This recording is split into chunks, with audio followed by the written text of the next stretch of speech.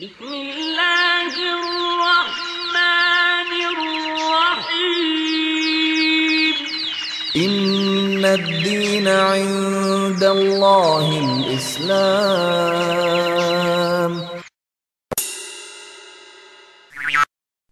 Today, I'm going to tell you some important facts that maybe you'll be hearing for the first time. Facts that the media does not show you. I will talk about the man that many of you do not know very well. I will talk about the man that many people in the West have the wrong idea about. I will tell you about the man that God chose to be the final messenger of his message. The man who got sent as a mercy for mankind and for all that exists. I will tell you about the man that was known amongst his enemies in Mecca as the truthful and the trustworthy. I will tell you about him so that you can judge for yourself and ask yourself, was this person a liar and criminal that ignorant people have accused him of being? Really, for me, it's difficult to know what I should begin with. His patience, his integrity, his mercy with his enemies, his mercy with Bedouins, or his mercy with children, or his mercy with animals. Yeah, even animals. The Prophet Muhammad was so merciful that if he saw a cat while he was washing himself before going to prayer, he would lower his bowl of water down for the cat to drink from. He emphasized that people should always be considerate of their own mental state.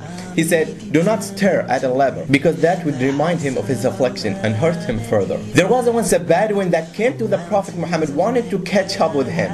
And when he got close to the Prophet Muhammad, he pulled him aggressively by his dress in such a way that the dress rubbed hard against his neck, leaving a mark. So what exactly did this Bedouin want? He said to the Prophet, "Oh Muhammad, give me some of the wealth that Allah has given you." What? Is this a good way to ask someone for money? What would you do if someone asked you to give the money in this way? If the Prophet Muhammad was an angry man and criminal as is accused by ignorant people, how would he have treated this man? If he wasn't an angry man and criminal, he would destroy this man immediately, or at least would tell him, get lost. He did not say arrogantly, you don't know who I am. I am the messenger of Allah. Get out. But because of his mercy, the Prophet turned around, smiled, and he ordered that the man be given something.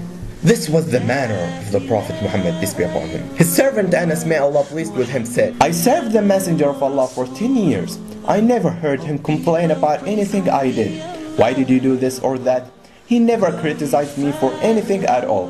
By Allah, he never even said to me, off. And his wife Aisha, may Allah pleased with her, said, the messenger of Allah never complained about food. If he liked it, he ate it.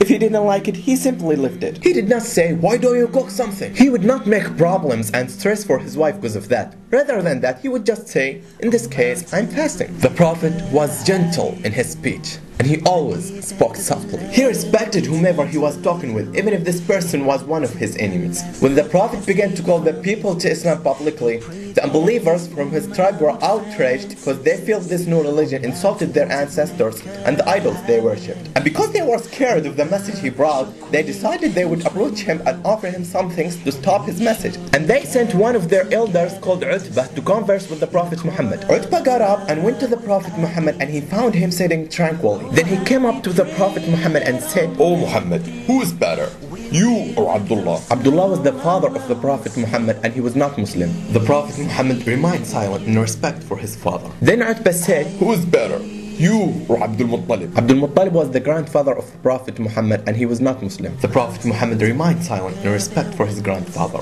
Utbah started to become angry and said, "If you think that they are better than you, then they worship the gods you have insulted.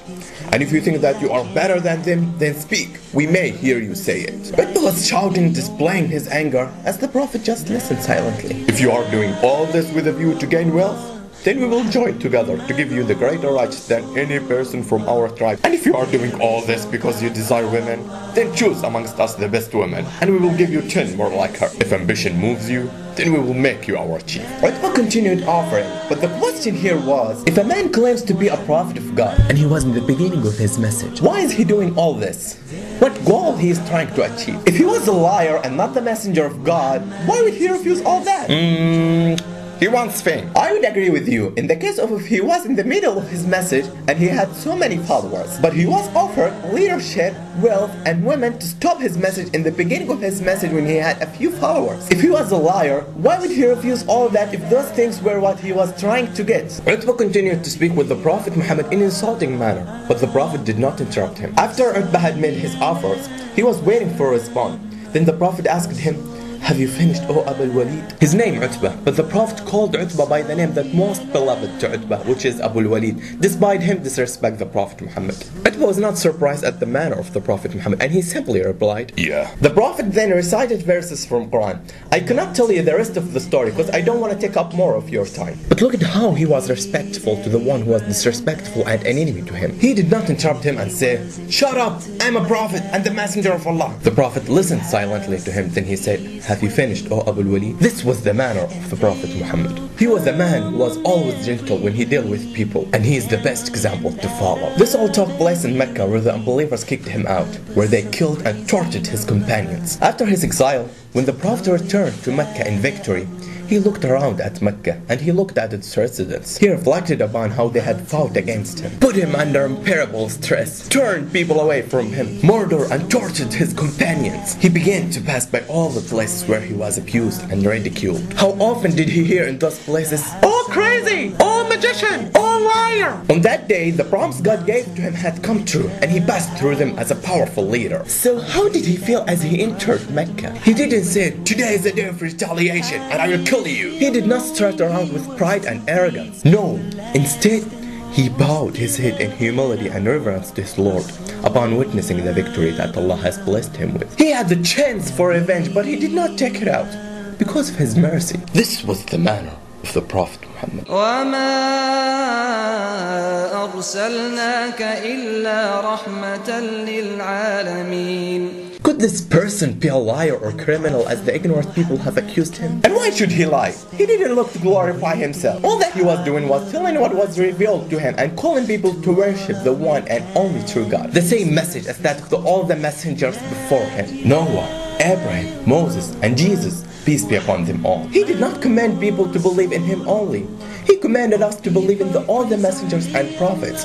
And to deny one of them is to deny the religion of Islam. بل جاء بالحق وصدق المرسلين.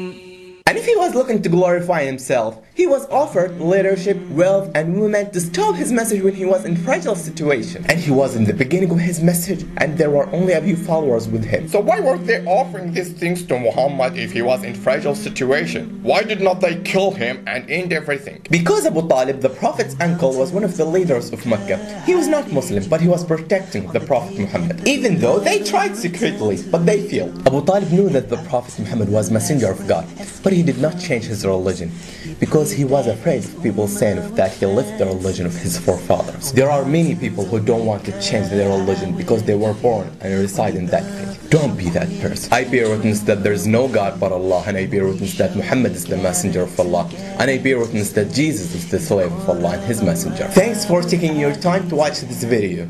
Oh, how we pray that on that day we'll be with those to whom Allah will say, peace be with you.